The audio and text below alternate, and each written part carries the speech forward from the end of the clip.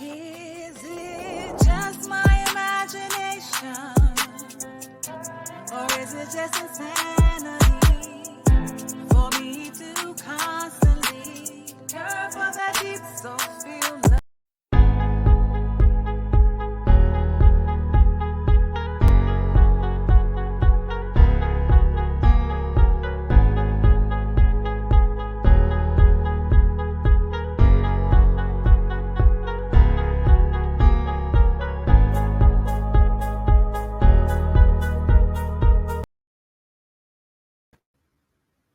Greetings, beautiful ones. I am Miss BJ Martin, and this is Snails with No Shells. Leave that shell at the door. It's okay to be a slug for a little while. That's my only rule. All right, let's get into it. I would like to invite to the stage an amazing, beautiful, just a wealth of knowledge. This woman is, you're going to meet her. Let me bring her to the stage. Vernessa Blackwell. Hey, BJ, how are you? I am amazing. How are you? I'm good. I cannot complain. One day at a time. Yes, you look beautiful. I love your top. Thank Yeah, you. you're welcome.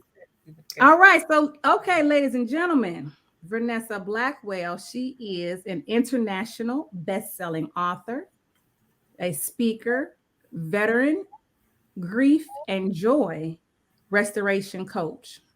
Vernessa Blackwell is a 12-time, not one time, 2-time, 12-time best-selling author, international speaker. She tried to keep the top, like the top. She tried to be modest about that.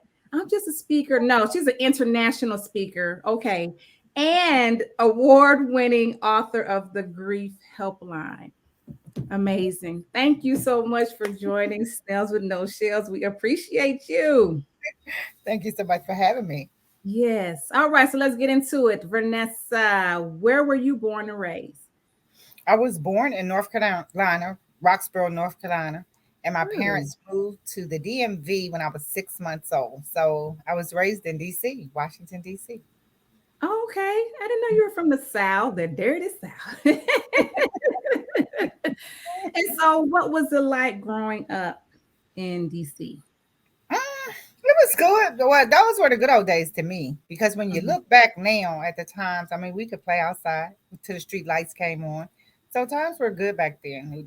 Our parents didn't make a lot of money, but we still, I think we lived a pretty good life with on the salaries that they had.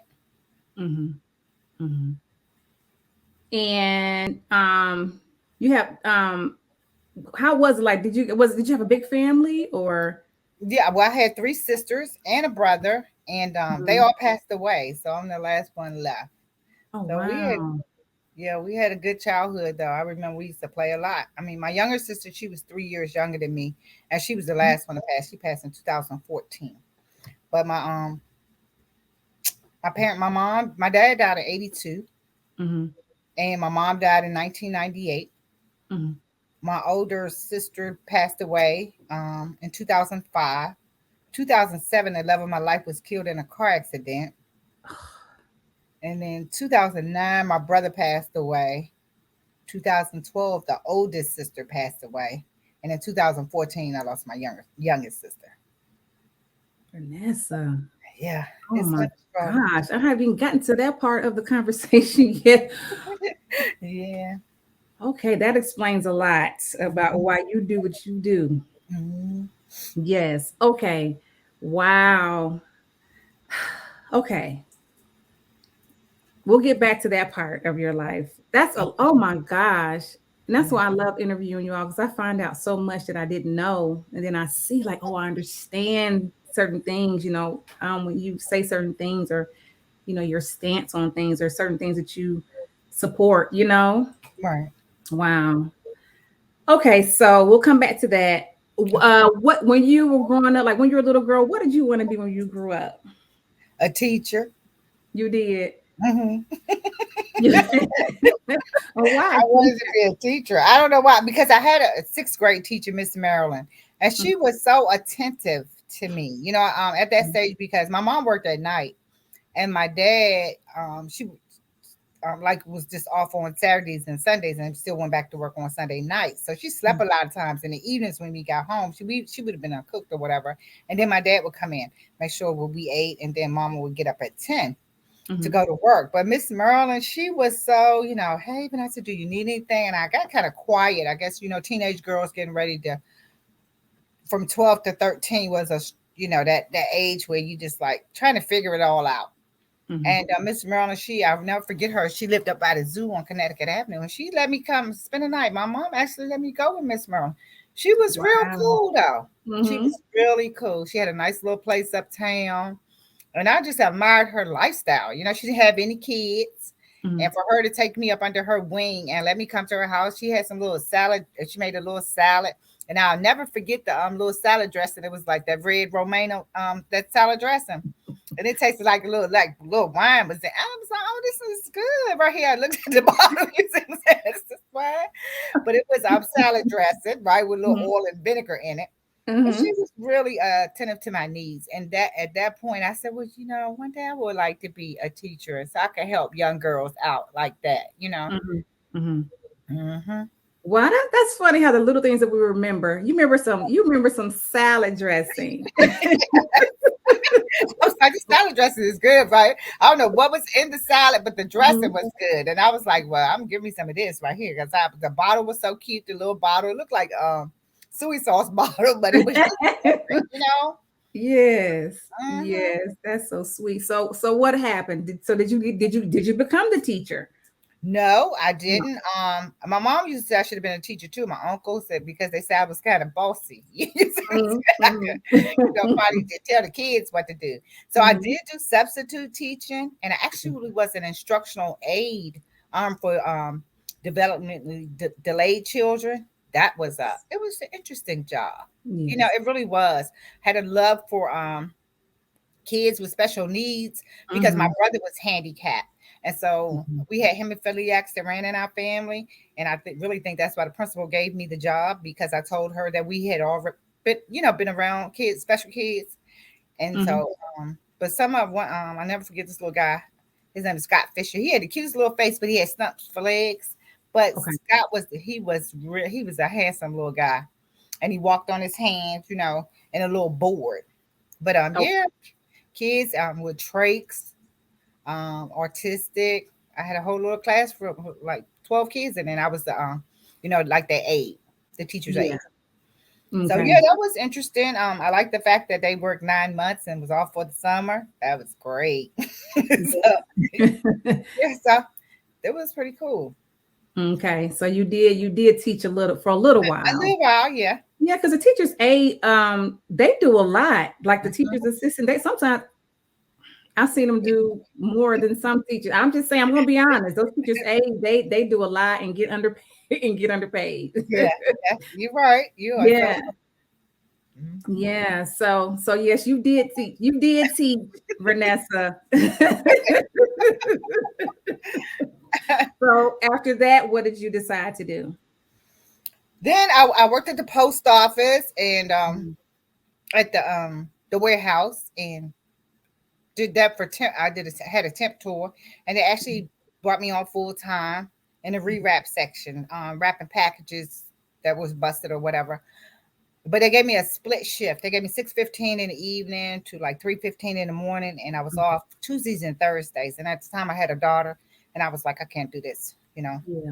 So from there, I had various little jobs. I worked for Shoppers Food as a cashier, 7-Eleven, all over the place until I was in the Guard, because I went in the Guard in 1982, and I stayed just for basic training, AIT. And I ain't like it. When I came home, took me to drill up in Fort Meade, and we was doing a night fire, and it was dangerous because they were driving the little Jeeps around at night. I said, somebody could get killed out here. I'm not coming back. So I took a break in service. I went back in 1994. And when I went back, I had a different mindset. And I was like, hey, I'm going to stay here and get these 20 years so I can retire. And that's what I did. So you planned You said 20 years. Yes, I can get this 20 years. I need this retirement check. So Wow. Wow. Yes. Well, thank you for your service. Yes. you're welcome. We appreciate you. Yes. 20 years. Wow. That is dedication. Mm, mm. Wow. So let's get to your, because what did you get into? Did you get into the grief and joy restoration coaching, or were you writing books first? Like where did you start? What was So first? I started writing in a collaboration book. Um Okay. I was still serving in the military and I was trying to figure out what my exit plan was going to be. Okay. So I was always human resources, so always dealing with the paperwork, and so I was pretty good at writing letters and memorandums and things of that nature. So Mhm. when I started being on social media, trying to figure it out, got an opportunity to be in a couple collaborations. I think the spiritual disciplines was the first one that I wrote in, and I wrote in volume one through three. And then after that launch, I was so excited about, it actually published. My daughter came out and to the book launch, and she was like, "Oh, mom, these ladies got fancy pens. I could go to the store and get you a pen. You need it so you can autograph your book." So I was so excited. The book cover was on a cake, and I was, oh, this is really nice. So it made me feel good, right? So I wrote in the next volume, volume four through six, and from there I started trying to, figure out how I was going to write my own book, to learn Mhm. things for my own book. Well, at that time, my sisters, two of them, were still living. So, in 2012, I was trying to figure out, okay, with this exit plan, what am I going to do? Am I going to be what kind of business am I going to have? Because my goal was not to go back to work for anyone else. So, what Mhm. kind of coaching was I going to do? So, I had got a couple of coaches, Lucinda Cross, The Art of Activation, Cheryl Woods. She does a speaker's class, international class now. She's speaking all over the world. So they Mhm. were my coaches, and they was always talking about niche. You have to have a niche if Right. you're going to coach. So God called me to get grief and joy restoration coach qualified. I wasn't really sure that's what I wanted to do because grief was heavy, Yes. and I was like, I'm not sure that's what I want to do. I said, but I'm gonna go ahead and to take the class. So when I was going through it, it was actually set up. You set up a whole program, and I was like, okay, this is cool. Well, then Hmm. my two sisters passed away, and when they passed away, the Lord brought me back to the grief coaching and said that this wasn't what it wasn't about what I wanted to do. That was my calling. So Hmm. that's when the grief helpline was birthed. I had to figure out a name. What's the name of my business going to be?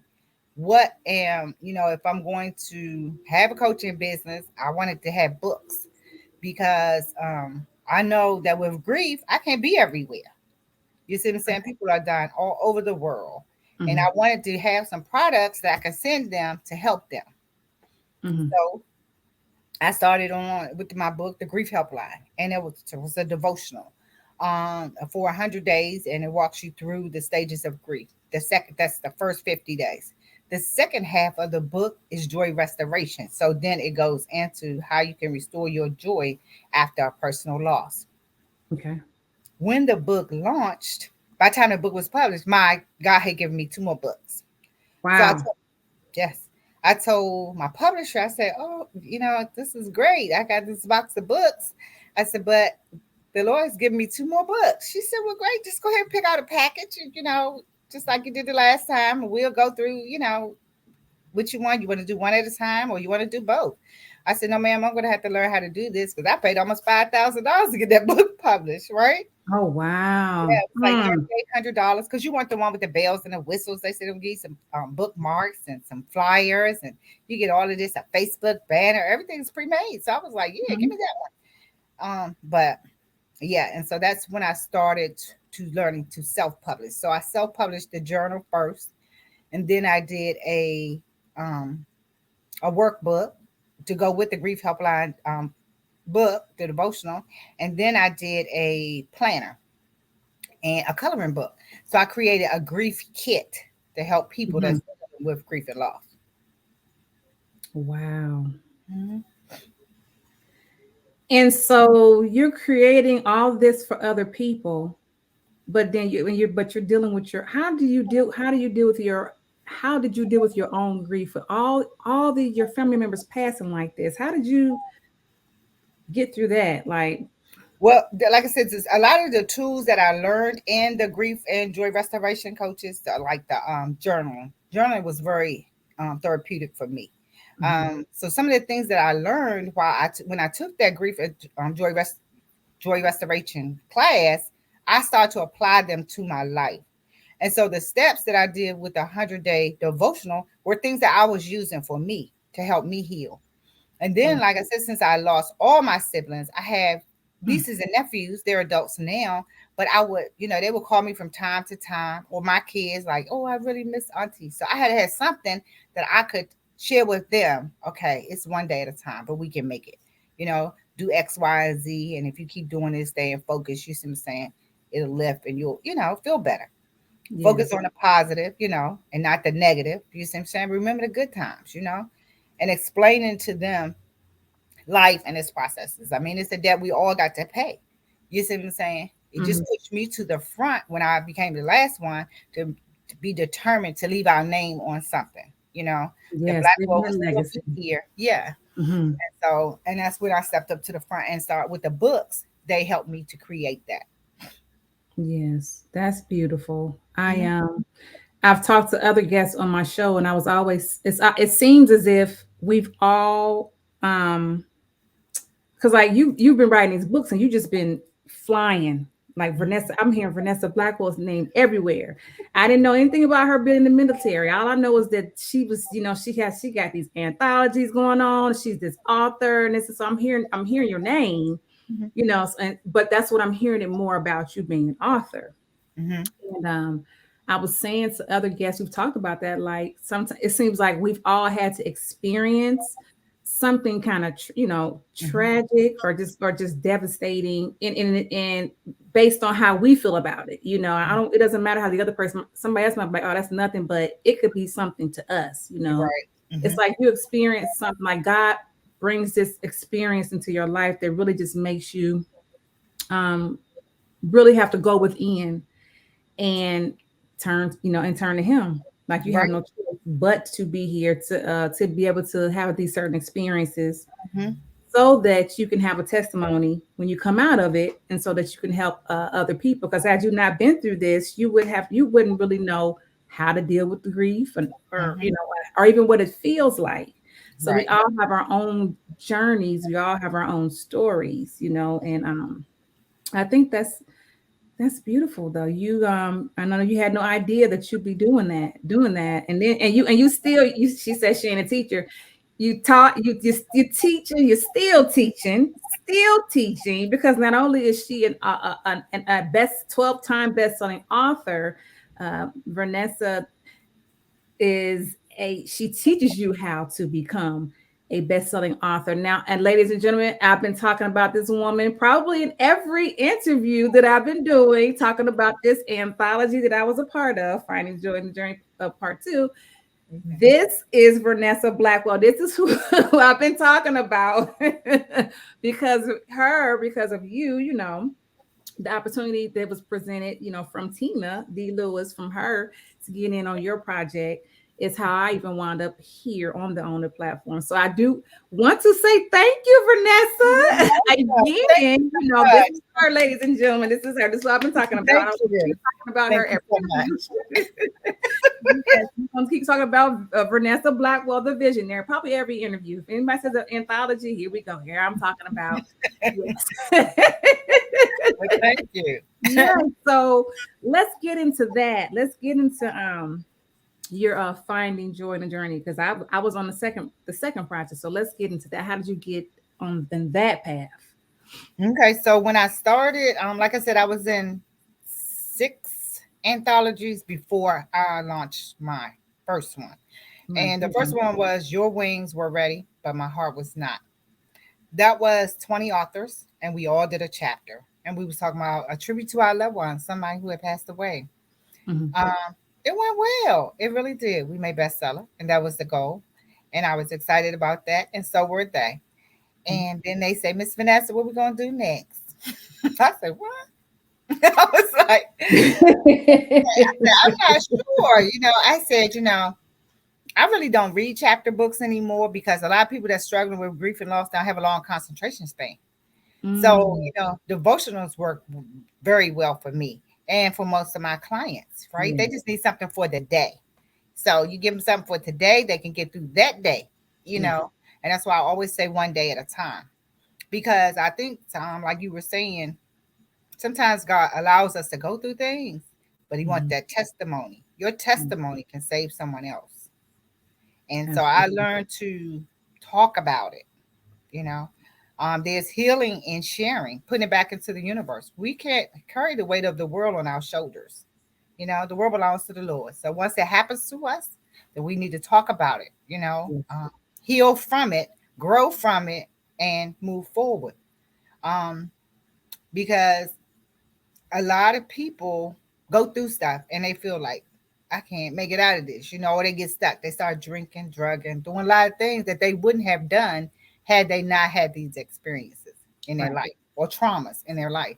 Yes, But if you learn to pray about it, ask God to, lead the way. yeah. Um, Life is life. We were all born, we have to leave. So, that was the first book. And then from there, we started the devotional, Finding Joy in the Journey, Volume 1. Hmm. And it was great. It was great. It really was. I had 90 authors. I like working with 90 authors because it works well for me. And it's 90 days, it's not 3 months. People can heal in 21 days. But if you use our books for 90 days, we know that you found joy some type of way throughout our testimonies, trials, and um, journey, or you learn how to apply those things to your life, to the situation that's happening in your life, and going back and say, hey, well, if they can do it, I can too. And so with volume 1, it was phenomenal. And then it's always, I do one project a year, so it's what's next. Yeah. So And we that's start, a lot. That's a lot. yeah. Doing 90 authors in one book in a year, that's a lot. It's a lot that goes into that. Yeah, yeah. But it's good because I have a group, like you were one of the co-authors. So when you have 90 people, yeah, and you work with them for a year, they get the concept too. A lot of folks don't want to teach the concept. How, okay, we became a best-selling author, but how? You see what I'm saying? Mhm. So your success is my success with my authors. You see what I'm saying? I Yes. want you all to learn how to do it on your own. And that's duplicating the process. So you can teach 90 authors, 120, some people Mhm. 365. It is whatever you feel that you can teach or train them to do. You see what I'm saying? And I highly encourage collaborating because it's enough out here for all of us. We just have to come together and see how we fit in this one puzzle, and can maneuver and adjust in life. Yes. Yes. Okay, so you have Finding Joy in the Journey 1, Mhm. and then you have Finding Joy in the Journey 2. Volume 2. Volume Yes. 2. Yes. I love the title so much. I didn't want to put it down. Mm. It's just like, okay, I enjoy in the journey. That was just perfect, because like I Yes. said, with all the things that I have went through in life, I just Mhm. thinking, I still have to find joy in all of this. I Yes. have to go on. I have to continue this journey, whether I feel that I'm alone or they're not here. I'm still going to find the light at the end of this tunnel. You see Mhm. what I'm saying? So I keep going. And then we had created so many products around Finding Joy in the Journey Volume 1. So I was like, I'm not going to just trash those products that we created. We can use them again for Yes. Volume 2, Yes. right? And so that's what we did. So the next group came in, 90 more authors, and we used some of the Finding Joy in the Journey stuff. So showing my co-authors how to build a platform, because it's Mhm. great to become a best-selling author. But then when you get out here and you using that title, you have to walk the walk too. You see what I'm saying? Yes. To have a website set up. When you say Mhm. I'm a best-selling author, you're not gonna say cash at me. You're gonna say go to my website, purchase my book, and you can pay me there, and I'll ship the book. So Yeah. learning the language, so we go through the language and all of the steps, so that, Mhm. like I said, it takes about a year for everybody to fully get it. because we stop and say, okay, do you understand? They inbox me, still inbox me, ask me questions. But that is what I think a good coach should do. You see what I'm saying? Yes. If somebody has invested in you and they want you to help them, and y'all bought the products, the opportunity to be a collaborator in my book. So I want to show you all to make sure you have the next steps. And if Yes. I meet people, I'm going to definitely share with my group. And I always ask them, hey, this is great. Yeah. You mind if I share with my co-authors? You see what I'm saying? Because I want us all to grow and go, you know, Yes. and Yes. continue to move forward in life. And I think that is really where the blessings is coming from, where God is allowing me to get 90 more each time. Because Yes. some people say, how are you filling them books? I said, well, the good Lord, you see what I'm saying? I said, because a lot of my co-authors come back from volume 2. They back over here now for Mm-hmm. Joy Comes in the Morning. So we will continue to do it as long as it works. So now it's up to almost 300 authors that we have helped to become Wow. bestsellers. And that says a lot about you. Because who can say they get 90 authors returning every year, or just always have a good 90 Mm-hmm. that want to be a part of your project? That says a lot about the leader. Yes, it Thank you. does. And she really does.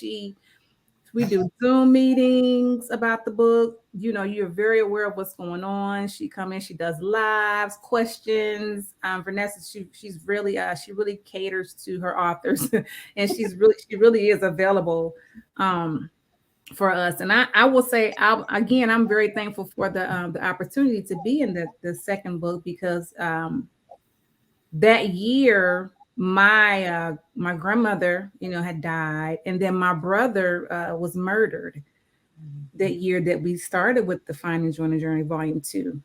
No, So I had a lot going on, and so to be able to talk about it and actually write it out, that was therapy for me. mm-hmm. And then when I started reading everybody else's chapters, I was like, wow, you just never know who's going through what, Mm-hmm. You and don't. nobody's pain is greater than the others. We all going through, what I'm Mm-hmm. saying? So yes, that was definitely a blessing. And like I said, to get 90, you just sitting here like, oh yeah, 90 authors, it's just 90. And I'm like, I know that you are so full of humility. I understand that, Vanessa, but that is amazing to keep consistently being able to do. That speaks volumes to you and your mission, your purpose, Thank you so because I much. believe that we have, I believe we have purposes, and I see that with you. You're teaching authors how to, even helping them write, and teaching them how to have a successful anthology and how to be best-selling authors. And then you're still helping with your coaching with your grief. And it's like you're tapping into everything that you're doing. And it all is still that teacher. You're still helping in all different kinds of ways. And so yeah, we Thank appreciate you. But you. as you grow, as you go through life, BJ, even with you starting your podcast, it'll start to get into alignment. You see what I'm Mm-hmm. saying? Of what your purpose actually is here. Mm-hmm. God has allowed, us to do certain things, but it's all about what did He put us here to do.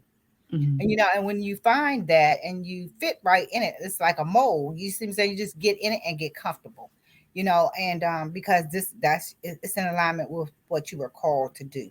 And so Yeah. that's why I say keep soaring, keep doing what you're doing, keep reaching out. And like I said, go get some of them heavy hitters because they out here and they will pay. You see what I'm saying? And that's what it's all about. How are you going to eat? How are you going to teach the next generation how to eat? We are standing on our ancestors' shoulders. They Yeah. worked hard. You see what I'm saying? They never had access to internet and none of the stuff that we have today. So we can reach out there and the PayPal buttons work. You see what I'm saying? It's click and pay. You Mm-hmm. see what I'm Yes. saying? So all of Yes. those things that we have, because it's a season. This is a season that we're in. Everything changes, just like the 4 seasons of the year. Mm-hmm. You see what I'm saying? So we have to get in now while it is the season, right? And Yes. so when the change come, you already paid, you financially set, you see what I'm saying, to adapt to the new shift. You see Yes. what I'm saying? And so COVID was a period of, it was some escalation, it was a shift in the atmosphere. Everything was still. You see what I'm Mm-hmm. saying? But folks, a whole lot of people got paid, seriously paid during COVID. Okay. Yeah. They learn we gonna have to be in. We gotta wear masks. Okay, they put out these computers every side by the side. You make some money. You go get you a better computers because you need the light, Yes. and Yes. everything, the background, the green screen, and all of that. So we went into creative mode. You see Mm-hmm. what I'm saying? And so now it's what do I do with it? You see Yeah. what I'm saying? What do I do with all of this? So with 90 people, it teaches me how to share because we all have enough. Like you have gifts that some of the gifts that you had weren't meant for you, but when you share it, it was to help somebody else to stand up their business. Yes. You see what I'm saying? So you don't Mm-hmm. ever feel like I have too much. You see what I'm saying? No, it's enough to go around. You see what I'm saying? Mm-hmm. This is the abundant life that Christ has promised us. And when you start walking in that I'm worthy of it, that I deserve this type of life, you see what I'm saying? You can have it all. Mm-hmm. Mm-hmm. You can really have it all. And this is a part of, like I said, I'm 62. I'll be 63 this year. So it's time to do what I'm going to do and sit down. You see what I'm saying? In another 3 years, when that's not going to be writing no more books. I want to push as many authors as I can. Go! Yeah. Right, Yeah. do your thing because it's out here, Yes. and if each one of us teach one person or some folks, we'll be a better place. The Yes. world will be a better place. I agree. I you know agree. People Yeah. say when you look back at our childhood, it was great, but looked, and when we see the younger folks that stand around the corner, ma'am, can you at the stores, can you get some change? These are young black males. They need a job. You see what I'm saying? They need Mm-hmm. something to do Mm-hmm. with their life. So I give my business card. I said, no, but I work and make t-shirts and stuff. Then you can give me a call. You see what I'm saying? How can you help this young man? You see what I'm saying? Because like Yes. you said, we all have some type of issue that we're dealing with, Mm-hmm. you know, and nobody never knows because it doesn't show in your face that you lost all these people, or that you're going through grief, or that you had Mm-hmm. somebody pass away. It You're doesn't, right. it's not written on our face, right? Right. So I try to be kind, and that's what I'm saying. I always advise be kind to people because you never know what You never know. going through. Mm-hmm. And then Yeah. the old saying, from the church, you see my glory, but Hmm. you don't know my story. You have no Exactly. idea. Hmm. Mm-hmm. Yes. Wow. Yes. Oh wow, this has been such I am just so honored to finally interview you, Vernessa. Thank you Finally, so much, thank you Beauty. so much for being on my show. And thank you for your support. You're very supportive, your encouraging words, and Vanessa's the type of person where she's like, go ahead, you don't, do it, like do it. What's the hold up? And if she can help you, she will. So I'm full of gratitude and so happy to know Thank you so you. much. Thank you.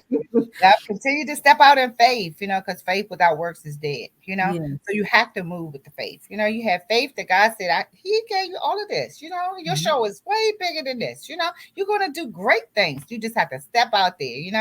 Sometimes we Yeah. got to step out into the deep, you know. Yes. But it's Yeah. And sometimes you just have to, it's the angels that speak through you, gotta speak through someone and, yes, and let you know it's exactly. okay. You can do it. So Yes. I'm very thankful. I am. I am. Okay, so before we go, was there like a nugget or just a quote or anything you would like to share with the audience? Yes, I believe that everyone has a book in them. Everyone has a story. And I think you should share your story. If you don't know how to write a book, I would highly encourage you to get in collaborations because you will learn the steps. Pay attention, whatever collaboration you're in. What are the steps that you go through? When you're in a collaboration, most of the time you're submitting a headshot, your bio, and your chapter or devotional or whatever for the project. But write your books. Get out here so you can teach somebody else how to write books. Being an author took my life to a whole new level. So I encourage everybody to write that book. Tell your story. Because if you don't tell it, somebody go tell it for you. So you might as well be the one to do so. Yes, amazing. So go tell us give us your information how to reach you because this is going to be on audio as well. Okay. So I am on Facebook as the Grief Strategist. I'm also out there as the best-selling book strategist. So you can find me on Facebook. My name is Vernessa Blackwell. That's Vernessa Blackwell. You can connect with me on Facebook. I have two websites for grief coaching. It is www.griefhelpline.coach. If you want the book services, then you can go to www.bestsellingbookstrategist.com. But thank you so much, BJ, for having me. And I really am grateful to be here on your show. And have a blessed one.